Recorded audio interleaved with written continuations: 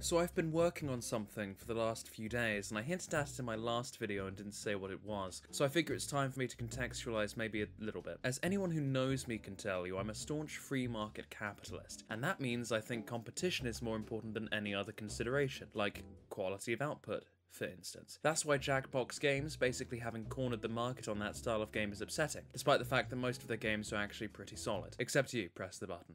I love you, but you don't work. I'm sorry. This was mostly a project whereby I wanted to see if it was possible, and it is, to make something like Quiplash using Unity and an online database held on a remote server. In this case, on a secret website I can't divulge yet. The methodology is actually pretty straightforward once I fix the bugs that come up every time I add a new function for changing the database. Why does this happen? Kids crying, Christmas ruined. The game has 4 parts. Part 1 is the game itself, an executable file I'm coding in C# and Unity, which will send and receive information from Part 2, the database, which will hold data on all of the ongoing games. There's also Part 3, an HTML page that allows the players to log into a game like they do for Jackbox stuff. And finally there's Part 4, an intermediary PHP layer which handles and responds to requests for information from the database in real time. What does PHP stand for?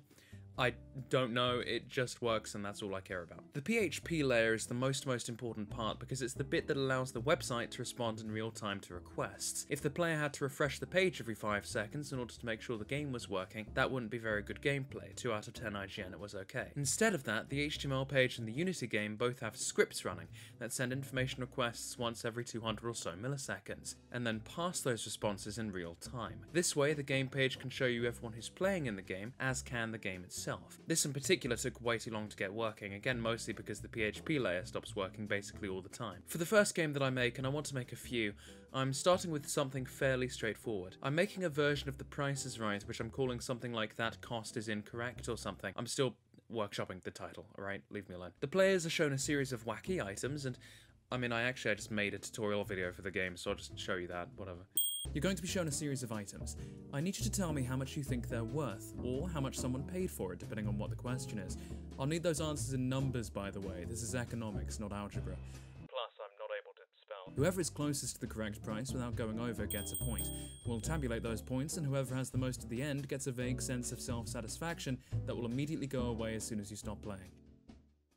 So that's that on that, basically. That's what I've been working on. The code isn't safe yet, which is why I'm hosting it on a website I haven't told anyone about, because player input hasn't been sanitized for SQL injection yet. Basically, because I'm using what's called a MySQL database that's going to take live input from real people. There's a chance that people could input code into it that could break everything. For instance, by dropping the template table in my database that the game copies when it makes new games and completely break all of the code. Not irreparably, it would just be inconvenient until I fixed it, but... So anyway, shorter video today because I've been working on that. When it's in a playable format and the input from you content gremlins has been sanitized that everything I've been working on doesn't just get wiped for no reason, I might even let a few people play it. I don't know, yeah. Truthfully, I don't know if Jackbox holds a patent on this style of game, so I'm not really sure what the legals are on actually putting it out anywhere, but if I can, I'll release it at some point. Maybe, who knows.